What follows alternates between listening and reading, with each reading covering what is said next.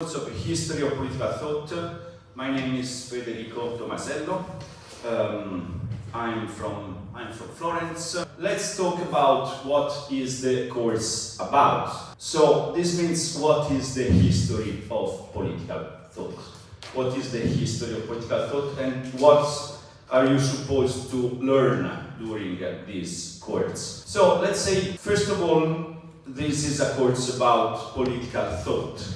So what you are going to learn and what is the history of political thought about is, first of all, notions, concepts, ideas. So this means you have to understand the categories and the concept through which you describe politics. You understand politics. You understand how politics works. What is sovereignty? What does it mean individual rights? What does it mean to have rights? The idea of nation, the idea of freedom, equality, justice, revolution, power, society, representations. These are all the crucial concepts we use to describe politics, to describe the political reality. You have to understand why we invented this concept, how these concepts were invented, through how history, in order to do what. Then we're going to address some crucial political institutions. First of all, the state, the institution of the state. You know that we, politically, we live under states. All the entire planet is divided into states. But this was not the case, always the case, you know. We used to live through tribes, cities, republics, empires, and so on and so forth. 200-300 years we are living through states. Why? Why we invented this institution? So we're going to try to understand why we invented the state, why we politically live through states, and why we decided that the state is organized and is based on a constitution. Third, we're going to address political doctrines, political ideologies, democracy, socialism, nationalism, conservatism, republicanism. So all, these big political ideology, these big political principles to which, politics works in our world, international relations. So you must have a clear understanding of what liberalism is, for example.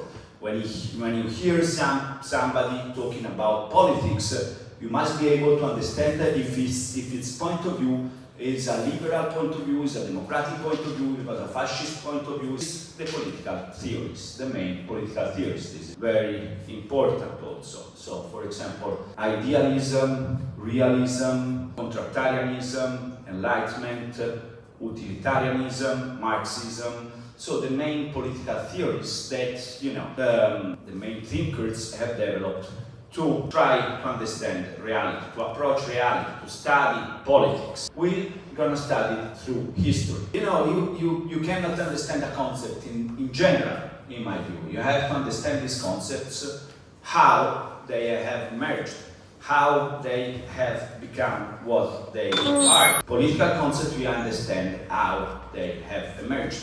Why some political ideas is so important nowadays. For example, the idea of state, and some ideas we don't use it anymore, like empires. We don't have any more empires. What does it mean? Political thought means political thinkers. So the main philosopher, the main people who develop the most important theories about the state. So we will analyze the most important books ever written about politics since ancient Greece to nowadays. So we will start from antiquity and then the Middle Ages, early modernity, the contemporary world, and our global present. We try to understand why in different contexts we developed different theories, different ideas. So we will try to understand what was the problems and the challenges over time that the main books, the main authors try to understand.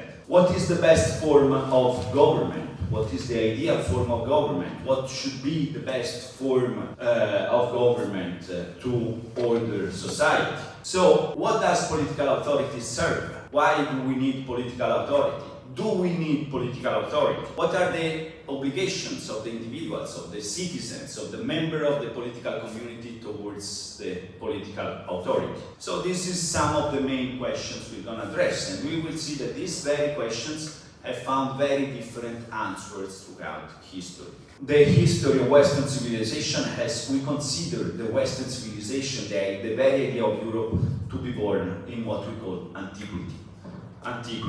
So antiquity, we start with antiquity. Where does Western civilization start in antiquity? Greece. Yes, where? Greece. Yes. So we will start with ancient Greece. You know that is there in ancient Greece, in Athens, 500 years before Christ, that we started some idea that were the basis of what have been the Western civilization. And antiquity in ancient Greece, and then also we have another very important civilization after the Greeks in the antiquity, in the ancient time, which is Rome. Exactly. So we go through Greece, we go to Rome, and then we have the antiquity. Then the antiquity fell down. What do we have after antiquity? After antiquity, we don't have modernity. We have something in between antiquity and modernity. Since it's in the middle, we call it Middle Ages. Middle Ages is a very long period of time between the fall of the Roman Empire and the birth of modernity. We have this long period which is called Middle Ages. Middle Ages, which is in the middle between antiquity and modernity. Modernity starts with the Renaissance, with the discovery of America, scientific revolution, and overall the division of the Christian church between Catholics and Protestants. This is 1400 after Christ, okay? And then we start with the modern times. The modern times,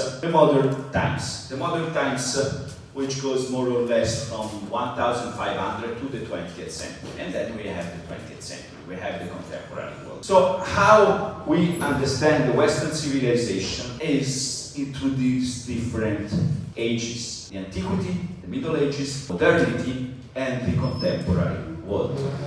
We will go through all these parts, this period of history. But you have to have a general understanding of this. The fact that as Europe, as Western civilization, we understand history as divided into this period. Antiquity, Middle Ages, modernity, and the contemporary world and contemporary history since the 20th century. So the course will be also divided in these parts, and you have to have a proper understanding. You have to know this thing. We will go through all the course of Western civilization since its birth in ancient Greece 500 years before Christ to these days. So how we will navigate these 2000 years? We will navigate these 2000 years by looking first of all at the most important works, books, texts ever written about politics. The most important books ever written about politics in the history of Western civilization, in the history of humanity, in the history of Europe. So, for example, do you have in mind some very important books? Yes. The Prince by Niccolò Machiavelli. From Florence. Yeah. Then, very good. The Prince is a very, very important book. We will see that through The Prince we will shift from the Middle Ages to the early modernity. It's a very, very important book. We consider the foundation of modern political thought, because of modern political science, because it separated politics from ethics and from religion. So very important book. Other very important books. Leviathan by Thomas Hobbes. Very good. Very good. That's a very, very important book because we consider that this book invented the idea of sovereignty, which is the basis upon which we built the state, the idea of the state. When Hobbes wrote this book in the 1500s, the state didn't exist yet. So this book is so important because it established the basis, the theoretical basis to build a political state. Other books, okay, like for example, Das Kapital by Karl Marx. So we have the books. We have these very important books. This is very important. So we're gonna look at the most important books ever written about politics, and then of course about whom? About the authors, the thinkers, the philosophers who wrote this book. And so when we look at this philosopher, we understand that maybe they wrote that book because they were engaged in politics, and they were engaged in some problem of the time. You know, like for example, Machiavelli wrote this book, which has become very so important, but he wrote this book also because there is a specific situation in Florence. The Republic of Florence was destroyed, the Medici family took the power, we wanted, to have a dialogue, and to enter a dialogue with the Medici family because he got exiled. So he wrote this book and it gave as a gift to Lorenzo de' Medici. So we will try to understand, these figures, these thinkers, why they wrote this book, what was the historical context in which they acted, how was their theory in general, what was the main concern they had, and how these thinkers or these books gave birth to political theories, to political ideologies. Like for example, Niccolò Machiavelli is the founding father of what? Realism. Realism, a way of understanding politics which says you have to look at reality. You don't have to describe the world as it ought to be, as it should be. You have to describe the world as it is. Realism. Karl Marx wrote the Das Kapital, also gave birth to a new ideology which was called communism, which made some many things in history, made some big changes. John Locke, contractarians, who wrote the Treatise of Government, and they gave birth to the idea of liberalism. Jean-Jacques Rousseau, he wrote the Social Contract, the Contrat Social, and he gave birth to the modern ideas of democracy. So we will go through this. Then we will also look at political institutions. Political institutions, like for example, we will start with what?